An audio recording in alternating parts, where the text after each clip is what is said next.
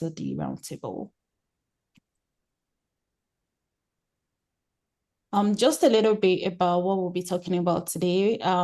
We are going to be talking about TechNovelle, and this is for us to also give insights into our new for new people that are just joining TechNovelle. We'll be talking about different activities that TechNovelle has been doing in the past couple of months, and also some of the upcoming activities that we have.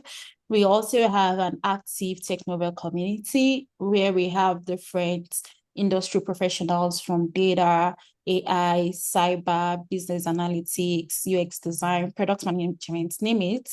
And we'll also be talking about our team and also the guests that we have today. So this is going to be a fantastic one because we have a thought leader in business analytics to share all the things that we have. And most importantly, we have a big announcement, which is TechNovelle just partnered or recently partnered with Data Camp.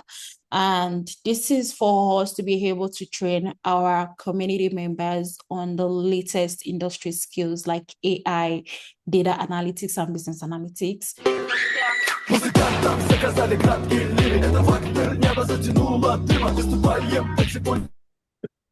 Thank you. Sorry, that was a disruption. Okay. So if you have been following our roundtable for a while, you would know, and our social media platforms, you would know that we've posted our first cohorts and registration closed yesterday.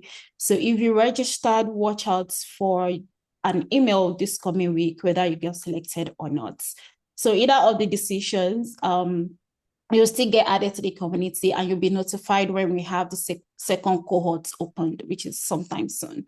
So a little bit about TechNovelle. TechNovelle is a global organization that brings together tech professionals from businesses and also industry experts to sort of like talk about how the industry is navigating and also the old tech landscape as well. So we are looking at demystifying all the emerging trends that is happening. We know it can be so daunting to keep up on what is happening in the industry, especially with the all AI news going around right now. So we are not just limited to like sharing or demystifying information in AI, but across different tech experts, like we have data, AI, and cybersecurity. So we also have a reason why we started TechNovelle, which is our mission and what exactly are we looking at driving. One of the things that we all started TechNovelle is we believe that technology should empower us rather than like overwhelm. And this is part of what we faced before we came up with TechNovelle. So we are trying to like turn complex information, complex news into something practical, what you can take away from. And that's one of the reasons why we have today's roundtable. Let me see, I get this person isn't going to, yeah. So that is one of the reasons why we have today's roundtable. So we have different activities, which I'll be also sharing in the following slides. And our vision is to see a future where technology inspires and also creates real opportunities. If we get up to date with what is happening in the industry, it puts us in a better position to also upskill our own expertise as well. So one of the skill sets, one of the activities that TechNovelle does is monthly roundtable, which is the one that we are doing today. We organize monthly roundtables where we bring in tech experts, industry leaders to come and talk about different areas in technology, what is happening, what can we actually take out of this. And we also have daily tech trends. If you have been following us on LinkedIn and across our social media platforms, we know we have like a tech digest that we send out every other day to our community members. These are information about what is happening today, not what happened like a month ago. So we are bringing you information based on what is happening right now and how can you better upskill to be competitive in the market. And we also have a tech predictive report. This is our tech pulse, and we'll be rolling that out in the coming months. And this has to do with like our newsletter where we demystify all the information that has happened in the past couple of months into a downloadable format for you to read and also share with other industry experts. And lastly, we have TechNovelle community. Joining our community gives you access to information like these cohorts that will be starting in the next couple of weeks. Like I mentioned, like we have different information going out, and before we even post it on LinkedIn or across our social media platforms, having access to our TechNovelle community will give you first-hand information about what is happening in TechNovelle. What do you need to know to join? It is so free to join, so you are not paying to join our TechNovelle community. The links to join will also be posted in the comment section here. So thank you, everyone. If you want to join our community, we also have like our social media platform from LinkedIn, Instagram. So I'm going to leave this for like 1 minute in case you just like want to search us up and follow us across all of our social media platforms.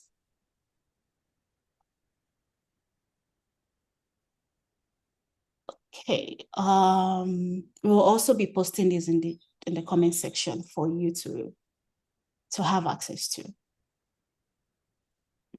Okay, so moving forward, we have brains behind TechNovelle, and today on this session, I have the co-founder of TechNovelle, which is Victoria Ogusoya, and also Dorcas Oyebode, together with myself, which we co-founded TechNovelle to bring information in a way that is accessible to everyone without feeling overwhelmed as well. So these are the people that bring up like the idea of TechNovelle, and it has really been interesting to see how TechNovelle has grown over the months.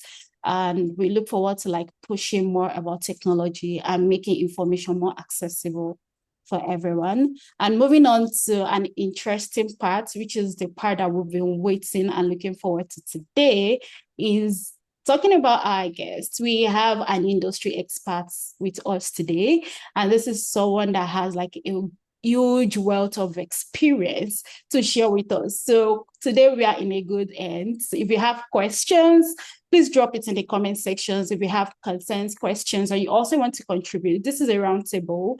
We are not just like passing out information. We also want you to ask information as well. Terry is a certified business analyst professional and is also a certified data management professional. He is the co-author of the IIBA Certificate in Cybersecurity Analysis, which is CCA, and known to many as the CyberBA. So Terry brings a business analyst perspective and a strategist mindset to the world of cybersecurity, data governance, and enterprise risk. So it can really be so hard today to see someone that bridges the gap between different skill sets like this. I mean, business, cybersecurity, data governance. So today is really an amazing time for us. And let's welcome our guest speaker. I hope you all have your notepad, your pen to jot down as much as I want, because I have mine here. It's me. So I'm going to move on to the parts where we have the engaging session and stop sharing my screen so we can better like fully engage in the discussion. So thank you so much, Terry, and thank you for honoring our invitation. This is really amazing. So our focus for today is strategy for security, which is empowering business analysts to lead zero trust planning. And we are at a point where zero trust has shifted from just being a security buzzword to a business necessity, like what is really important to the business. But looking at how things are from your own perspective, and looking at how business analysts are, if we look at business analysts, they sit at the intersection of business and technology, like they translate needs, which is business needs, they align expectations, they help to navigate ambiguity. But even as important as business analyst role is to a company, their potential when it comes to cybersecurity often goes unnoticed. So what unique strengths do you think business analysts bring to zero trust security planning that are sometimes like overlooked? The question for me? Yes, sorry. That's okay. All right. Yeah. So I've been working as a business analyst, right? That's my primary title in a consulting role with cybersecurity teams for the past 10 years. And business analysis, that bridge you talked about, right? The liaison between business and technology, and specifically cyber, is a pretty unique and a powerful position. The business analyst can translate the concepts. These are difficult concepts typically for folks in business, and translate them in a way that the business can appreciate, right? What is cyber doing? Cyber creates the controls to protect the business assets.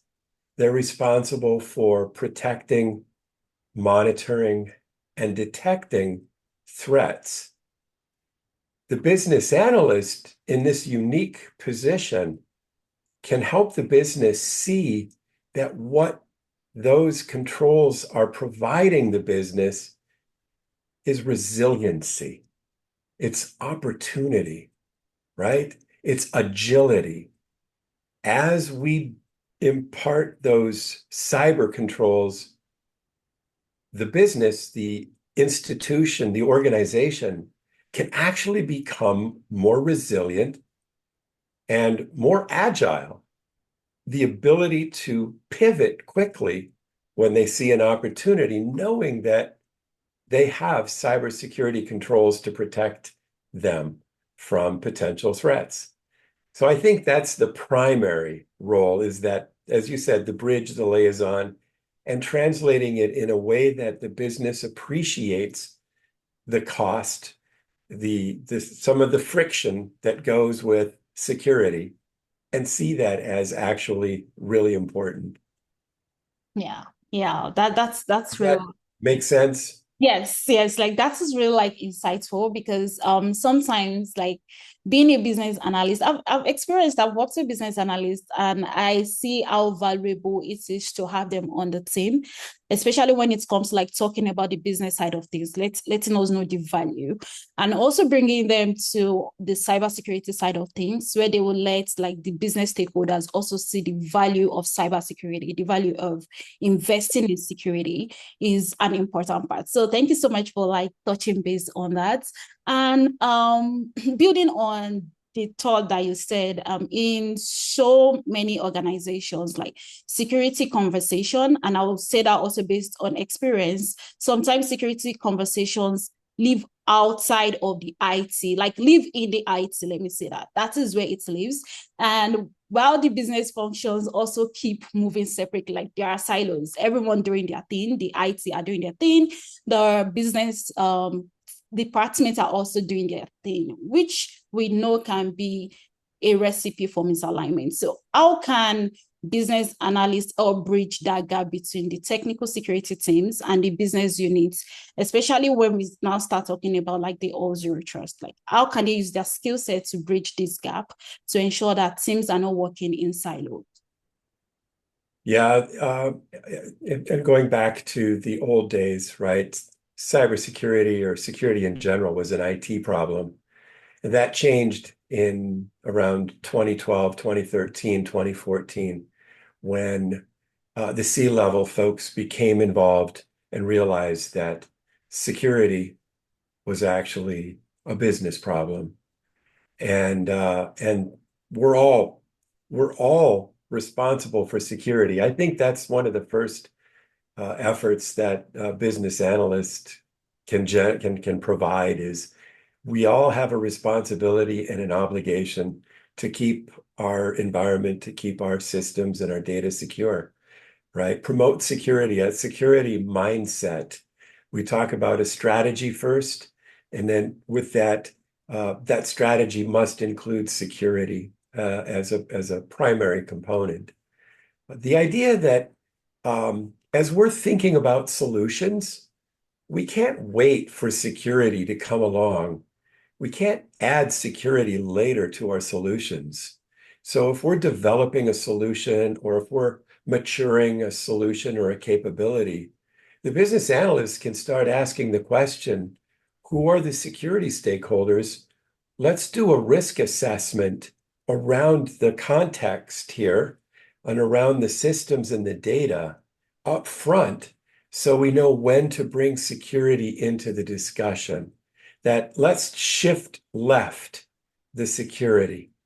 Part of that is we know if you try to bolt security on later, sometimes it's not even possible today. Not only that, but it's very expensive. So what we want to do is save the company, save our business money by integrating security very early in the design. I also like the concept of finding the champions, right? Who are the security champions if we're doing agile work, right? Who are the security champions, the developers, the product owners, right? Get them involved, engaged in thinking about security. So it isn't just one person's role, it's spread right across the team. Yeah, that's really insightful. The security first, and I mean, shifting Yeah. is really, really a thing that we need to start pushing in the industry. Like this can be an afterthought. We can't have security as an afterthought. It has to come. Yeah, and it's too late now. We can't do that, right? It's just far too expensive and challenging. And as we talk about zero trust, Mm. those of you who may be working in DevOps, those of you who are doing application development work, that are building out requirements for a solution, uh, recognizing that those application maps that we're doing, we're mapping our applications to data flow, we're diagramming process flows. Well, those actual artifacts can be used in threat modeling. So we bring in our architects, we bring in our enterprise or business architects, and then bring along the cyber architects and the cyber engineers to help do some threat modeling using those exact same artifacts, right? Where do we need an identity control? What is that access point? And what are the controls that we're putting in place right there in order to mitigate risk? And what's the risk? So already as a business analyst, we're right in the middle of that conversation. And by having some experience in cyber, having some bit of training in that, not to become a cybersecurity analyst, but to speak the language, that I think is what gets us a seat at the table. I love that. And I think everyone needs to like start thinking about that. I don't have to be a cybersecurity analyst. If I'm a data person, I also need to pick up the skill of cybersecurity so I can speak the language. So yeah. Yeah. Thank you. Thank you so much, Terry. And I'll be passing it to like Victoria. I know that she has some questions as well. Yeah. Please. Thank you, Terry, for the insight so far. Having worked in an organization where merging user experience to security control, I've experienced firsthand issues with getting security controls, to be able to align with user experience. So, as an expert in the field, how do you feel BAs can help drive user experience and ensure business agility and compromise with security controls? That's a really great question.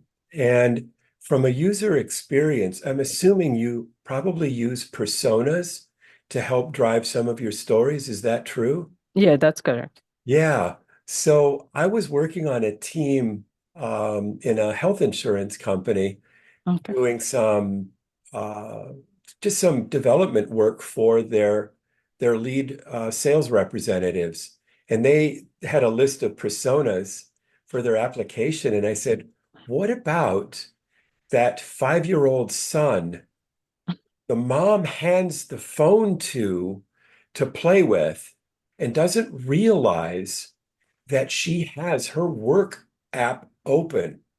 Oh, So what that did is it triggered a whole other thought pattern for personas, because what I was working towards was, what about that 15-year-old that's mad at his dad, who's a VP, right? And Yeah. he gets his laptop. Okay, so these are malicious actors, but they're not malicious in the sense that we think of a hacker, right? Yeah. These are people. These are ordinary people that we can personify, but who can, with access, do things that we should be prepared to detect and be prepared to mitigate that potential risk. So then I went forward into that, let's get to nation state actors, right? Our ATPs. How do we protect against those? That is now a persona, right? So think about weaving in a couple of those other personas that are not, right? Forget the happy path now. We're throwing the happy path out. We're now bringing in the concept of a user who could access resources with just enough credentials to become threatening, right? To gain access. Some of these might be unintended, like that 5-year-old, right? That's an unintended, but potentially damaging, right? They could potentially create some havoc in there, right? Now you add that 15-year-old who's angry, right? That's not a malicious hacker. That's somebody who's just mad. But think about that persona as having access now, right? Does that ring a bell? You think that might help trigger some new Absolutely, it conflicts? does. It does. It does. All Yeah, right. Thank you for Terry. yeah, yeah. So I hand over to Dorcas to. Interesting conversation, I must say. And I noticed that the communication from BAs can shift stakeholders' perspective significantly. What are the effective communication strategies for securing stakeholders' buy-in for zero trust initiatives? When we look at adopting a zero trust architecture, ZTA, we are starting on a very complicated journey. Let's start with that, okay? This is not a simple journey. It's not simply turning something on, right? We're actually looking at architecting our environment depending on identity and the concept that we are breached, okay? That's an enormous mindset and a mind shift. In order to do that, we need to identify those key stakeholders who are going to be championing this effort. And the business analysts are trained to do those stakeholder analyses, right? A RACI, a communications plan, identifying the role that stakeholders have and their level of engagement, heat maps even, right? All of those, when we build this out and build into that communication plan a strategy on how we will communicate effectively. Where are we going to store our artifacts, our documents, right? Some of these things are relatively simple and like common sense to business analysts. These are not necessarily common sense to cybersecurity architects. They're not common sense necessarily to our identity team, right? Our engineers. If you're working with a project manager or product owners, and in ZTA, you probably have 3 or 4 product owners that are involved. So working with them, using these business analysis communication skills will help develop that cross-team collaboration and really help bring people together. In the efforts that I've worked in, the BAs, now I don't want to sound like a hero, right? That's not the point. The point is really bringing the team together, right? But that role becomes critical now. And so in my experience, it's being able to ask, who are the key stakeholders? What is their role? What's their level of engagement? What are the different aspects of like the principles of zero trust architecture? What ones are we going to do first? Let me help prioritize that. And then communicating that, I think, brings everybody together. And I think that's one of the most critical aspects that describes success. Does that help answer part of that question? Yes, it does. Yeah. Use the tools of the business analyst around stakeholder analysis, document assumptions. Oh my God. I created a RAID for an identity and access project that we were working on. And I said, well, let's document all of our assumptions first. Just saying that out loud was like, oh, wow, right? Now we have our assumptions. Now let's look at our decisions. And having those actually documented, I think, right, just put us all together in the same room, on the same page. Yeah. Yeah, thank you so much, Terry. You made mention of tools, and I'll maybe just bring out my next question from that. So you know that like there are so many tools for BAs to use.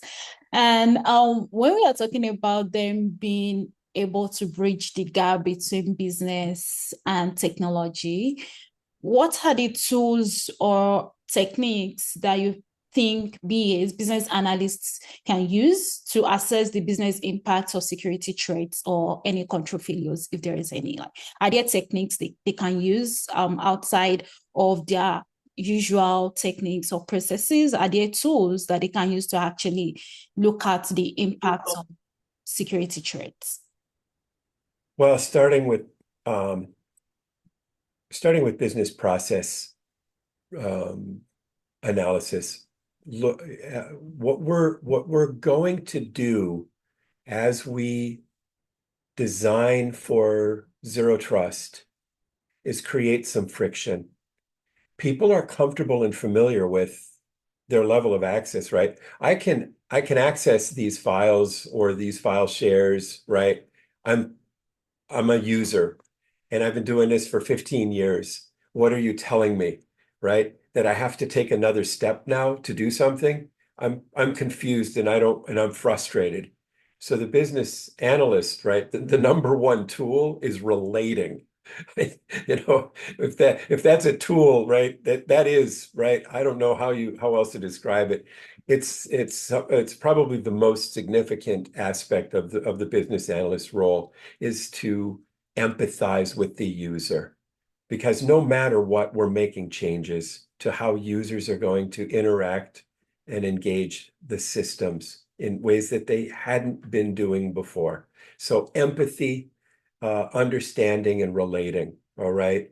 And we can do that in a number of ways. One is by helping understand what are the processes you're doing today and relaying that back. Let me try to understand what you're saying. So show me what you do, right? By doing that, by listening, by engaging and asking them about their family, about their children, right? By being real and authentic, they will trust you now to help them. And they will become your champion for the efforts that you're doing in the background. So I think you might have been asking around, right? What AWS licensing or subscription do I need, right? What tool do I need? Well, there are some cool things that you could do out there. If you're using Glue or something to do data cataloging, if you're not cataloging your data yet, if you're not doing data classification or automated data classification, you got a lot of work ahead of you, because if you're doing those things manually, that's an extraordinary effort.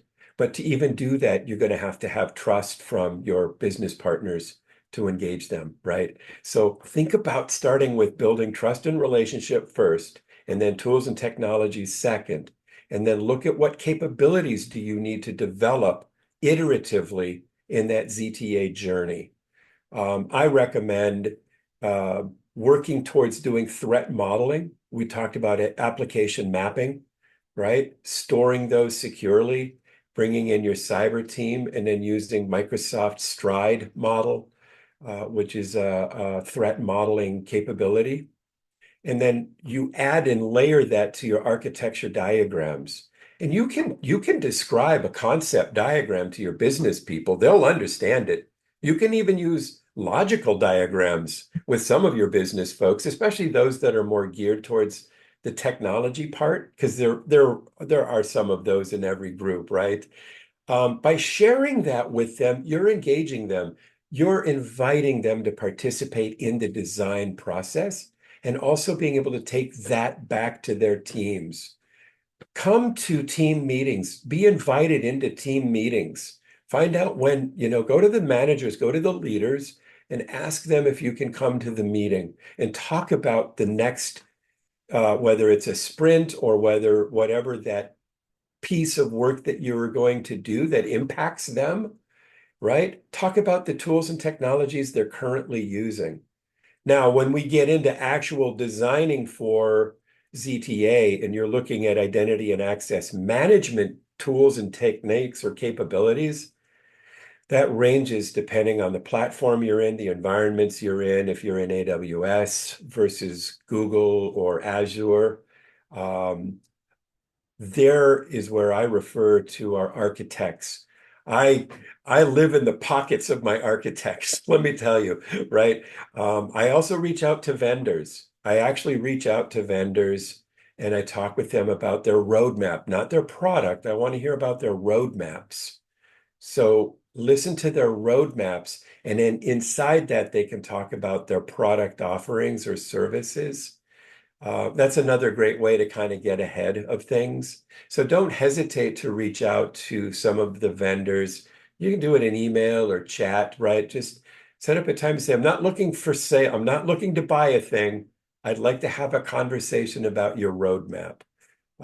So I don't know that I could obviously talk for hours about that. Hopefully that was enough of a Yeah, kind definitely. of a response.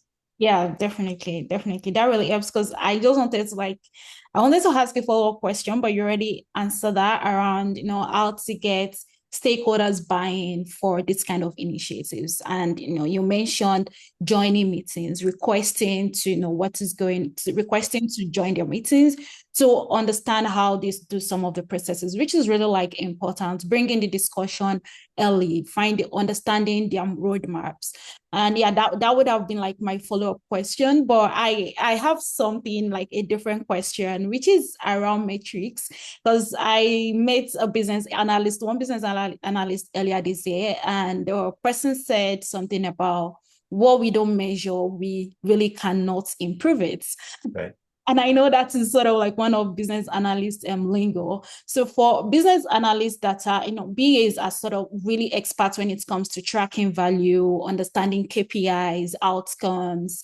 And what in this kind of scenario where we are talking about zero trust implementations, what are the kind of metrics that BA should track to sort of assess the effectiveness of the implementation of this zero trust?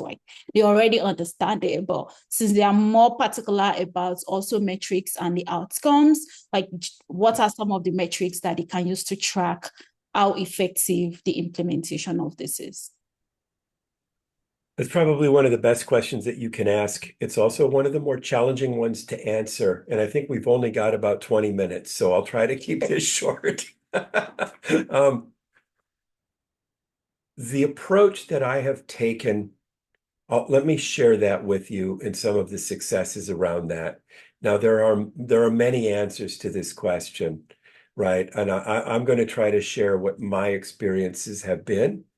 And I want you to use those and tailor those for your environments and based upon whatever the work and initiative that you're doing.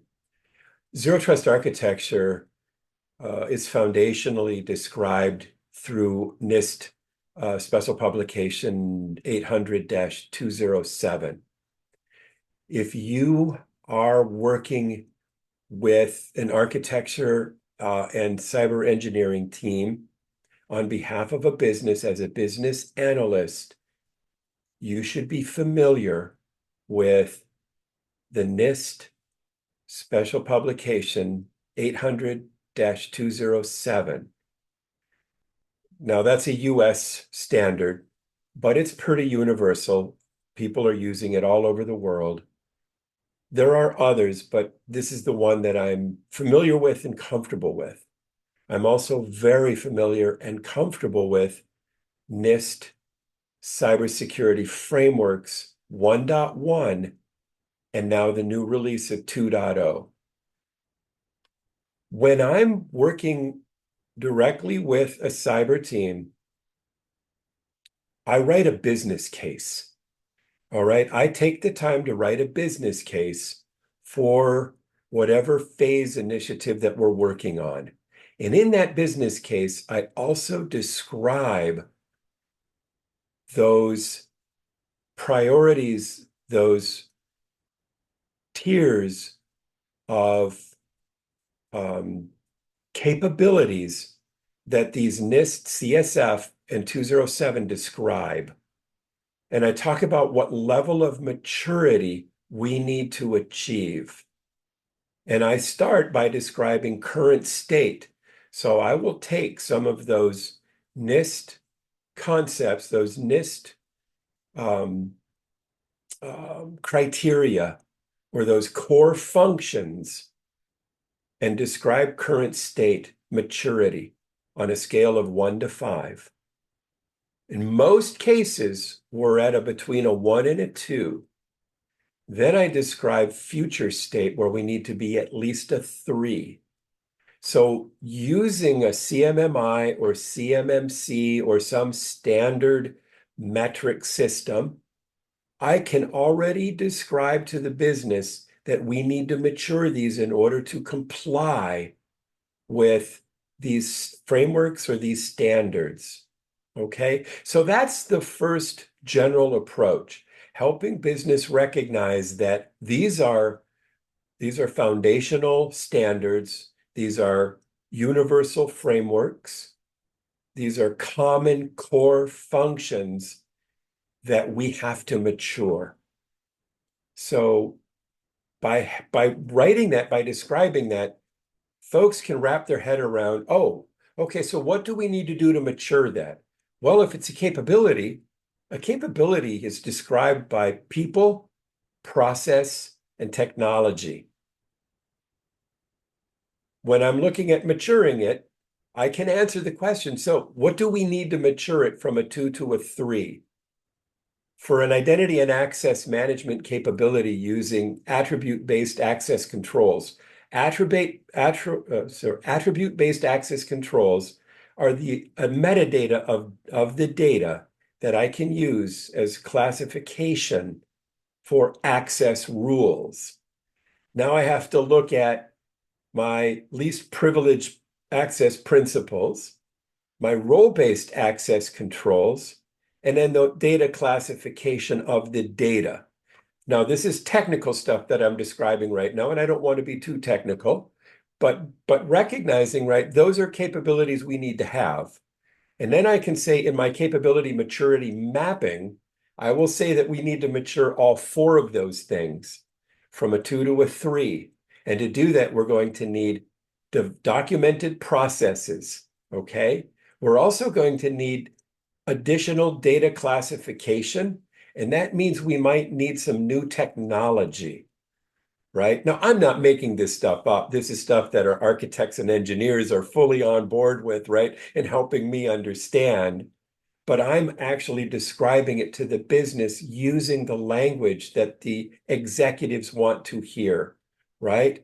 I'm maturing a capability in order to meet a foundational requirement.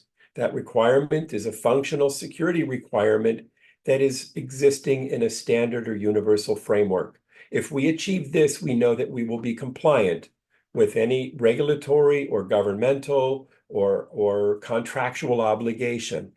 So that's the language.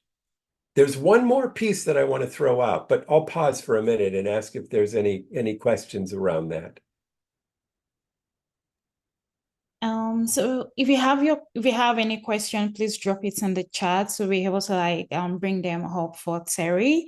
But I think for now, regarding that, if any question comes over, just bring that up. All right, very good. Good.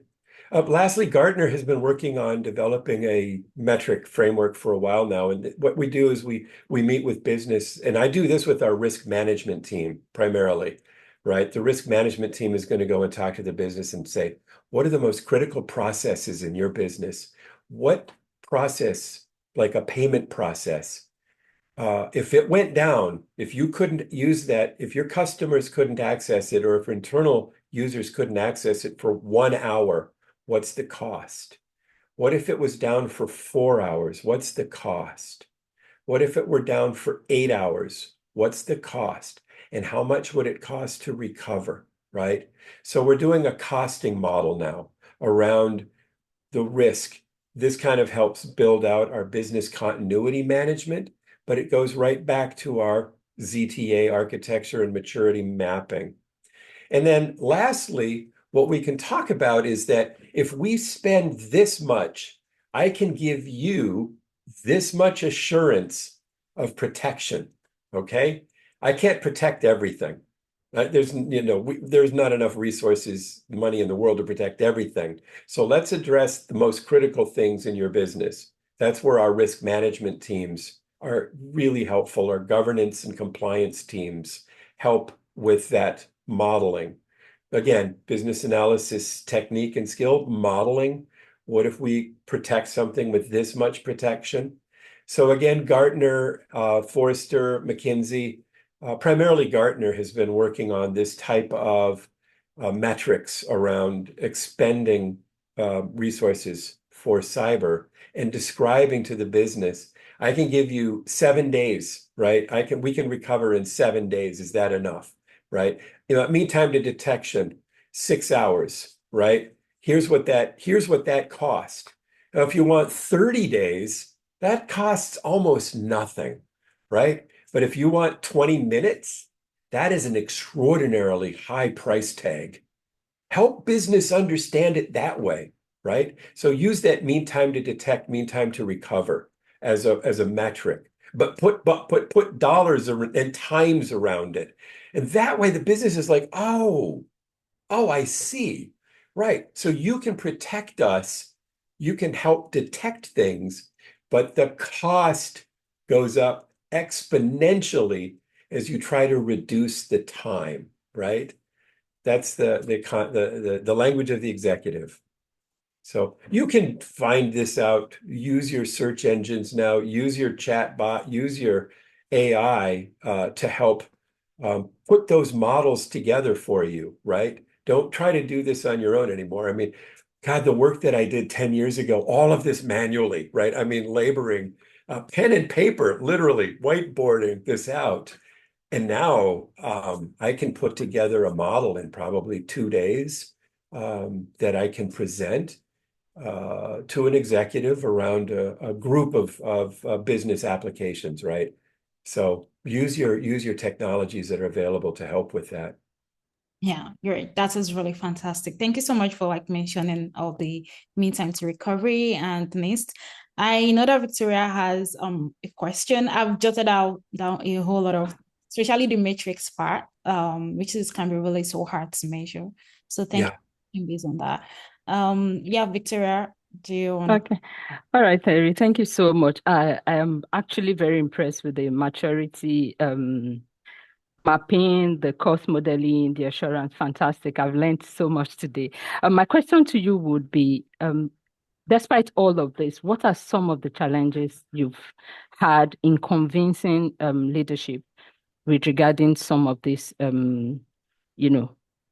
buying the idea of zero trust? What are some of the challenges you've encountered in the course of your career with regards pushing security controls to leadership? They're many and varied. First of all, I'm trying to describe sort of the art of the possible here, right? What we can do. The challenges are always around time and money, priorities, right? And perception. We haven't been hacked yet, so why would I assume that we would be hacked? Absolutely. Right? Now that's the role of the CISO or the CSO or the CIO or the right to share that with the board. The other one is, well, we have insurance now. So now we can focus on other higher priority business objectives.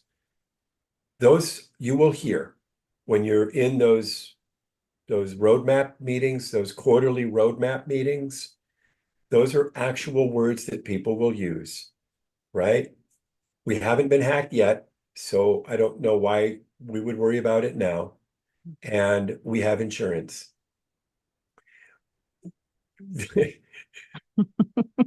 All you can say is, I'm really sorry. That's not good enough. And when you get hacked, when you have a breach, when you have an incident, I hope that your resiliency plan, your recovery plans don't exceed the value of your insurance policy. But there's a strong likelihood that it will.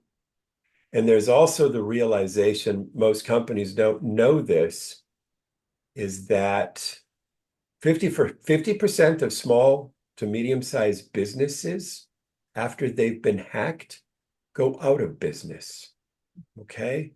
So if you're working for a small company or a startup or a nonprofit, the effects are devastating. But it's hard to pay for security. Okay? That's a hard thing to sell. This is why, as a business analyst, helping them see the value in resiliency and agility is a language that they can start to wrap their head around. I'm not protecting you against the breach. I'm helping you to get ready for it. Okay? I'm helping you to prepare for it. Some of the other challenges, of course, are really around funding. How much can we afford? Right? What is the average cost of cybersecurity for an organization?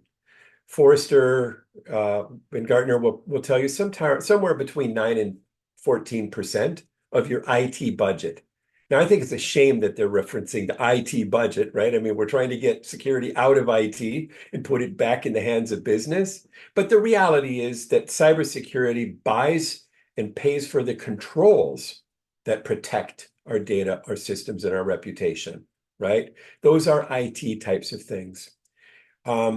So prioritizing against a roadmap, right? And saying, well, we're building in SAP, right? We're bringing in a new ERP. Our accounting systems are legacy, and that is where our priorities are. And you can say, great. Now, let's go ahead and do some cyber modeling around that. Let's do some threat modeling. We're going to do some application mapping, and we're going to do some identity and access controls as part of that project, right? Help them see the benefit of identity and access management controls. That's part of your zero trust architecture. So funding, and then who are your resources, right? So time and money and resourcing. How do you upskill folks, right? How can we pay for some of that upskilling so they can do threat modeling, so they can do some policy engine management? As you're doing ZTA, you need to have business folks trained to do policy management. Who are them? Identify them early, right? Get some training so that you don't have to pay for those outside resources. And now that I've said that, outside resources, those can be really important to you. Your MSPs, your managed service providers, you can ask to bring in a few of those to pick up some of the operational work so that your talented, smart engineers and administrators and the business folks who know your systems can focus on some of the design work and not have the back work of the operating and managing and administering, right? All of that day-to-day stuff. See if you can't bring in some outside support to do that operational work, right? Free up your really smart, good, qualified people who know your system and your business to help with the actual design. So coming as a business analyst with those recommendations, right? People are going to sit up and listen. They're going to go, oh, that's really smart. How do we do that, right?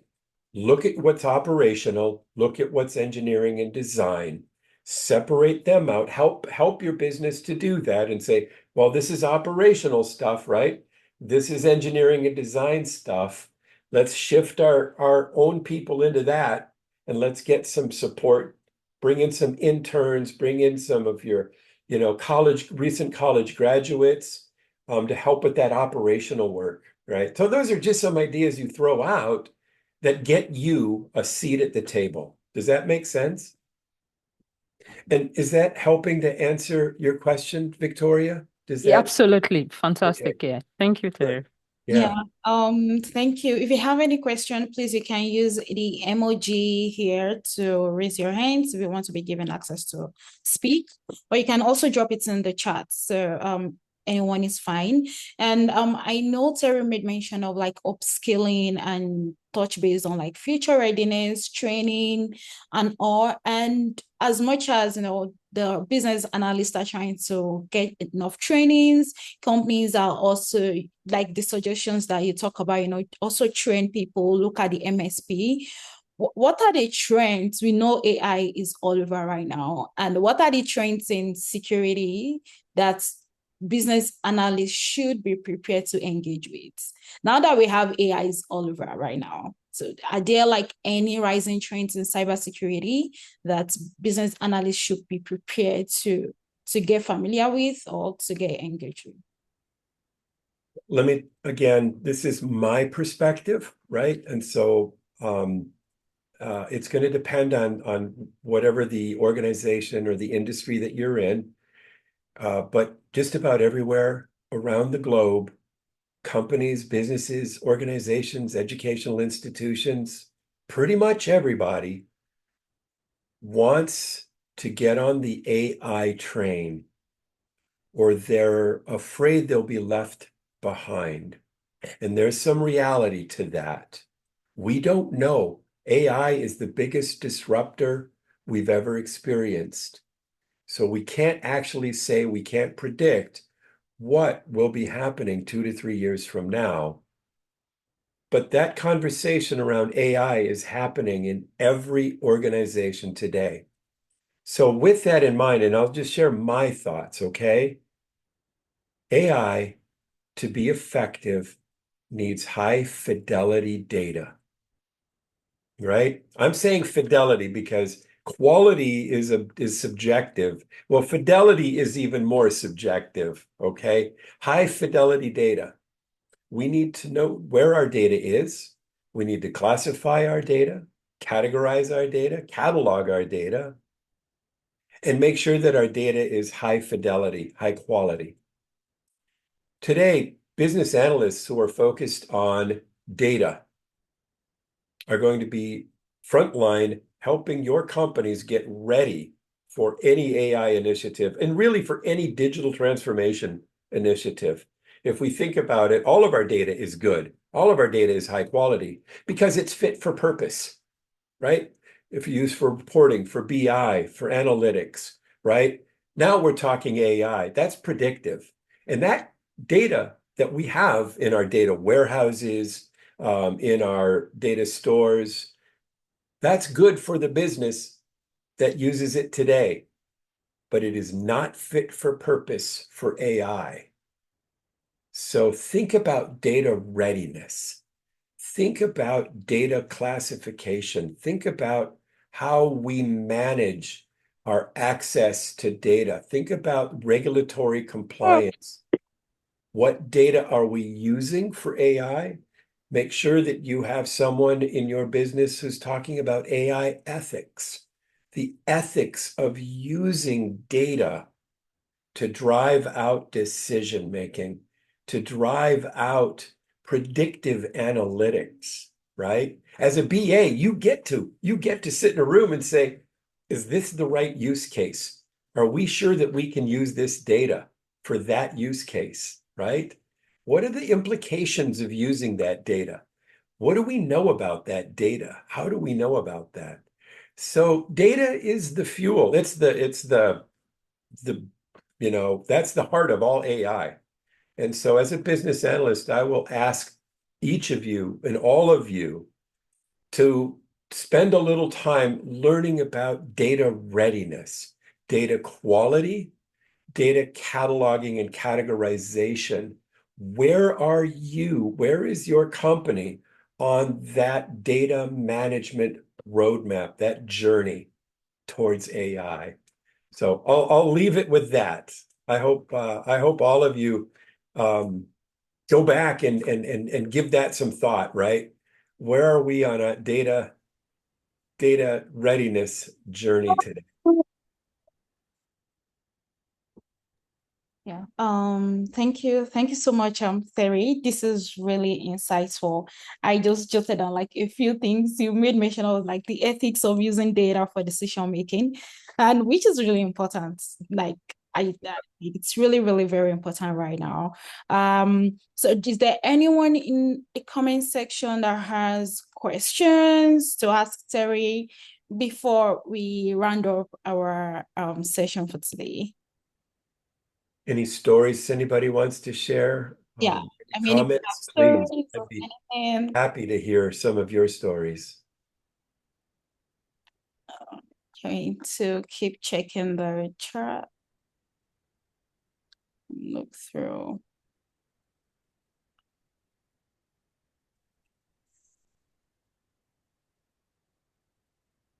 Okay.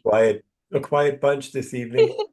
Yeah, this is really insightful to me, and I'm really happy that you come around to share your knowledge, and yeah, this is really good. And I also hope our community people to also have the same feeling. Like I mentioned, we'll be uploading this on our YouTube channel and share with people on our Slack channel as well. So if any question comes in later on for anyone that asked, I'm definitely going to bring that up and share with you on LinkedIn if that is not a problem. But yeah, thank you so much, Terry. Please. Really appreciate the time. And yeah, we are going to say that for now. Thank you so much for having me.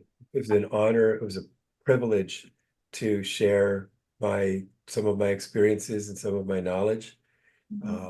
And happy to take questions, connect with me on LinkedIn, and or send me an email. Yeah, thank you. Thank you, Terry. Thank you so much for your time. We appreciate it. Yeah, congratulations on your Datacom.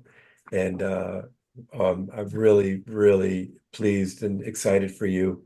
Thank you. TechNovelle, it's a great initiative. It's a great group. You're an amazing group of women and Thank you. movers and shakers in the world. And thank you. Keep doing what you're doing. Thank you. Thank you so much, Terry. Thank you so much, Terry. Yeah, have a great day. Thanks, Bye. everyone.